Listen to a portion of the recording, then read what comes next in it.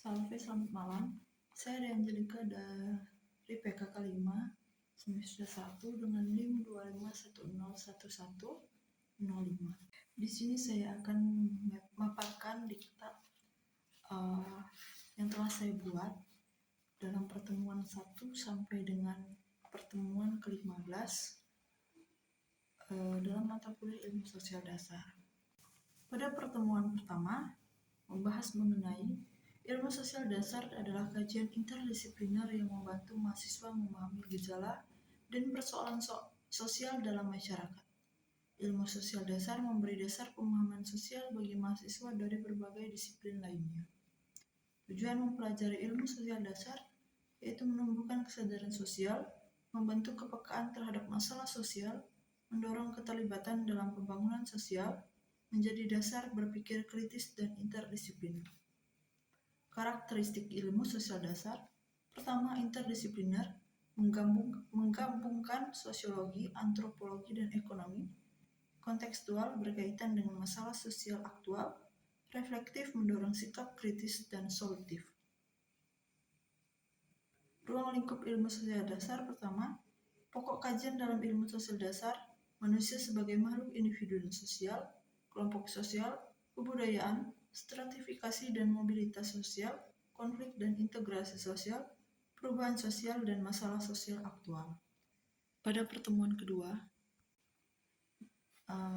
dijelaskan bahwa ilmu sosial dasar atau ISD adalah bidang studi yang mempelajari manusia dalam konteks kehidupan sosialnya dengan tujuan memahami dinamika hubungan antar individu, antar kelompok, dan antara manusia dengan lingkungannya. Ilmu sosial dasar memberi dasar pemahaman sosial bagi mahasiswa dari berbagai disiplin lainnya. Kemudian ada sejarah perkembangan ilmu sosial dasar di perguruan tinggi. Ilmu sosial dasar mulai diperkenalkan di perguruan tinggi Indonesia pada dekade 1970-an sebagai bagian dari upaya Kementerian Pendidikan untuk menyediakan mata kuliah umum yang dapat diikuti oleh semua mahasiswa dari berbagai disiplin ilmu. Awalnya, ISD dikembangkan untuk mengatasi fragmentasi ilmu pengetahuan yang terlalu terfokus pada bidang spesialisasi. Dalam konteks perguruan tinggi Katolik, ilmu sosial dasar mulai diintegrasikan dengan ajaran sosial gereja atau ASG sejak awal 2000-an, seiring dengan meningkatnya kesadaran bahwa pemahaman fenomena sosial harus disertai dengan landasan etika dan moral yang kokoh. Ruang lingkup ilmu sosial dasar. ISD membahas berbagai topik yang berkaitan dengan kehidupan sosial manusia, di antaranya manusia sebagai makhluk individu dan sosial, kedua, interaksi sosial, 3, lembaga sosial, 4, perubahan sosial dan modernisasi, 5, permasalahan sosial di Indonesia, 6, ilmu sosial dasar dalam perspektif ajaran sosial gereja. Bagi mahasiswa Katolik, mempelajari di ISD memberikan manfaat strategis. Pertama, meningkatkan pemahaman kontekstual. 2, mengembangkan kemampuan komunikasi lintas budaya. 3, mengembangkan empati dan juga kepedulian sosial. Kelima, mempersiapkan diri untuk pelayanan pastoral. Keenam, menginternalisasi nilai-nilai ajaran sosial gereja. Pada pertemuan ketiga, membahas mengenai ilmu sosial dasar adalah studi tentang masyarakat dan hubungan antar manusia di dalamnya. Ilmu sosial meliputi berbagai cabang yang masing-masing memfokuskan pada aspek-aspek tertentu dari kehidupan sosial. Pertama, ada sosiologi, mengenai struktur sosial, hubungan antar manusia dan institusi sosial. Kedua, antropologi, mengenai budaya dan evolusi manusia. Kemudian ada psikologi sosial, mengenai bagaimana individu dipengaruhi oleh sosial dan lingkungan. Kemudian ada ilmu politik, menganalisis sistem politik, kekuasaan, dan kebijakan. Ekonomi, mengenai bagaimana sumber daya dikelola dan didistribusikan dalam masyarakat. Kemudian ada geografi manusia, mengenai hubungan antara manusia dan lingkungan mereka. Metode penelitian dalam ilmu sosial, ada metode kuantitatif, di mana menggunakan data numerik dan statistik untuk mengidentifikasi pola dan hubungan. Kemudian ada metode kualitatif, menggunakan wawancara mendalam, observasi dan analisis teks untuk memahami perspektif individu dan makna sosial. ISD sangat relevan dalam pendidikan Katolik karena membantu mahasiswa memahami dan menganalisis dinamika sosial dalam konteks ajaran gereja. Kemudian ada pertemuan yang keempat, ruang lingkup dan cakupan ilmu sosial dasar. ISD memiliki cakupan yang luas, mencakup berbagai cabang yang memfokuskan pada aspek-aspek tertentu dari kehidupan sosial. Berikut adalah penjelasan mendalam tentang ruang lingkup dan cakupan utama ilmu sosial. Sosiologi adalah studi tentang struktur sosial, hubungan antar manusia, dan institusi sosial. Fokus utamanya adalah struktur sosial, hubungan sosial, dan institusi sosial. Antropologi adalah studi tentang manusia dan budaya, mereka dari perspektif historis dan kontemporer. Fokus utamanya adalah budaya, evolusi manusia, dan etnografi. Psikologi sosial adalah cabang ilmu yang mempelajari bagaimana individu dipengaruhi oleh interaksi sosial dan lingkungan sosialnya. Fokus utama ada pengaruh sosial, persepsi sosial, dan hubungan interpersonal. Ada ilmu politik adalah studi tentang kekuasaan dan kebijakan. Fokus utamanya adalah teori politik, sistem politik, dan kebijakan politik. Ekonomi adalah studi tentang bagaimana sumber daya dikelola dan didistribusikan dalam masyarakat. Fokus utamanya adalah makroekonomi, mikroekonomi, dan ekonomi pembangunan. Geografi manusia adalah studi tentang hubungan antara manusia dan lingkungan mereka. Fokus utamanya adalah interaksi lingkungan, pola pemukiman, dan perubahan lingkungan.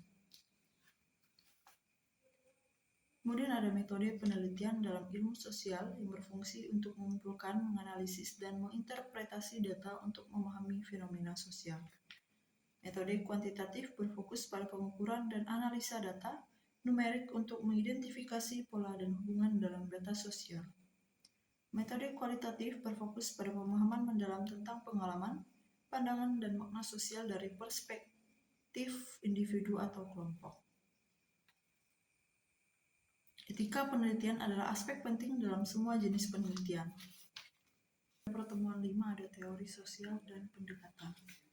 Teori sosial menyediakan kerangka untuk memahami dinamika masyarakat, hubungan antar individu, serta bagaimana struktur sosial terbentuk dan berubah. Jadi dalam ilmu sosial dasar, teori sosial ini adalah sebagai penyedia di mana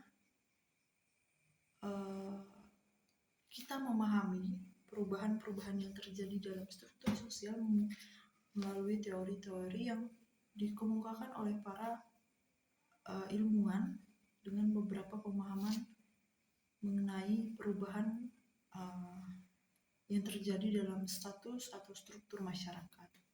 Kemudian, pendekatan-pendekatan kontemporer dalam ilmu sosial mengembangkan teori-teori klasik dengan menambahkan dimensi baru yang lebih relevan untuk masyarakat modern.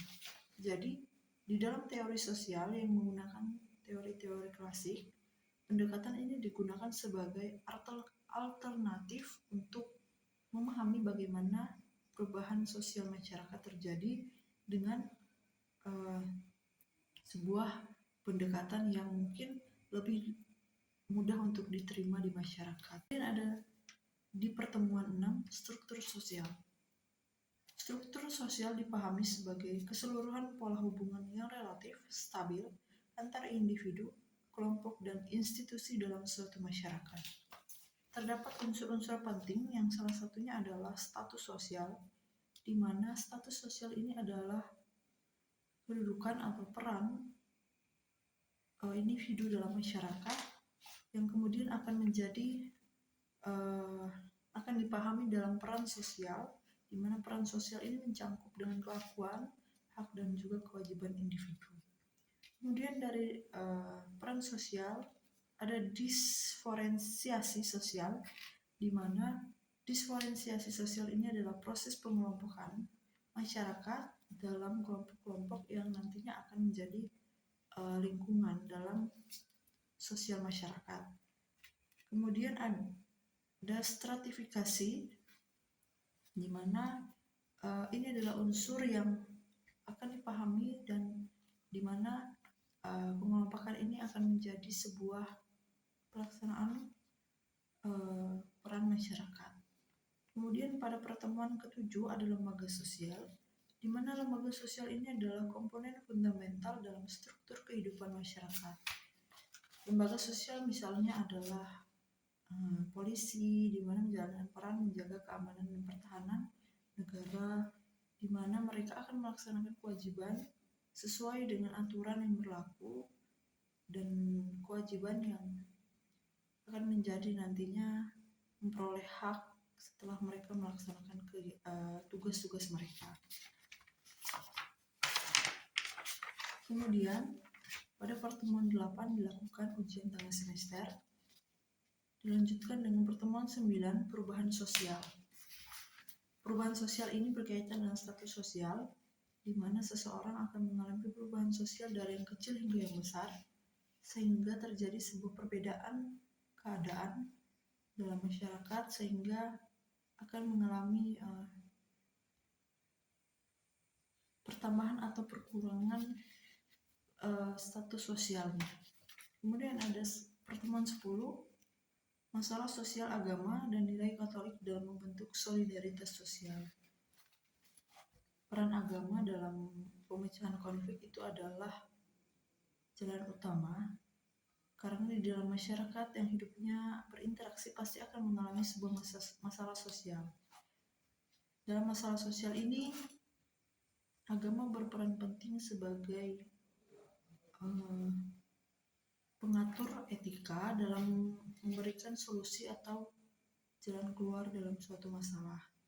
Nilai Katolik sangat dibutuhkan untuk membentuk sebuah solidnya jalan keluar ke dalam suatu masalah sosial. Kemudian adalah pertemuan 11, globalisasi dan dampaknya. Globalisasi pastinya akan memberikan dampak positif dan juga negatif. Penggunaan internet misalnya, di mana itu bisa memberikan dampak yang positif dan juga negatif, seperti penggunaan HP, internet yang bertujuan untuk menjalin komunikasi yang lancar, yang tadinya jauh, tadinya bertemu keluarga itu beda pulau, dengan adanya internet seperti WhatsApp, itu bisa mempererat hubungan dari jarak jauh sehingga bisa untuk saling berinteraksi terus. Tetapi memiliki dampak yang negatif, yaitu kurangnya sosialisasi secara langsung antar keluarga atau jarang bertemu sehingga sulit untuk saling berinteraksi secara langsung. Kemudian ada modernisasi dan perubahan nilai. Modernisasi berkaitan dengan globalisasi, di mana modernisasi ini memberikan dampak yang positif dan juga negatif, di mana modernisasi ini bisa menjadi sebuah inovasi baru untuk menciptakan segala sesuatu, tetapi juga bisa menjadi dampak yang negatif, seperti warga Indonesia yang sering untuk meniru cara berpakaian orang luar sehingga kurang untuk menggunakan atau mengenalkan pakaian-pakaian tradisional dari Indonesia sendiri. Kemudian ada pertemuan 13, kelas dan status sosial. Seperti yang sudah saya jelaskan pada materi atau saya paparkan dalam materi sebelumnya, bahwa dalam struktur sosial itu ada status sosial, di mana status sosial ini adalah penentu kedudukan individu dalam masyarakat. Entah dia yang berperan sebagai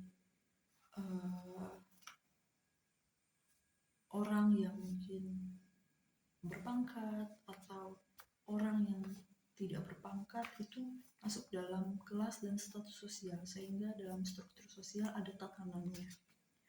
Kemudian pada pertemuan 14 ada konflik sosial. Konflik sosial pasti selalu terjadi. Entah secara sadar atau tidak, konflik ini tidak bisa untuk dihindari, karena pemicunya adalah dari hal-hal kecil. Konflik sosial itu bisa mengakibatkan kerenggangan dalam suatu hubungan, sehingga akibatnya adalah sulit untuk berbicara kembali atau sulit untuk berinteraksi lagi. Kemudian pada pertemuan 15 ada isu-isu sosial kontemporer. Isu-isu sosial seperti hal yang terjadi di Indonesia yang sedang marak, terjadi bencana, dan banyak warga Indonesia mengatakan bahwa pemerintah lambat dalam bekerja, dalam memberikan bantuan, sehingga pandangan bahwa hal ini menjadi sebuah ketidakadilan dalam menjalankan perannya, sehingga masyarakat Indonesia itu sering termakan dalam isu-isu yang sebetulnya tidak benar atau hoax. Jadi isu-isu kontemporer ini akan menjadi sebuah akan menyebabkan juga konflik, di mana ketidakpercayaan masyarakat terhadap pemerintahnya.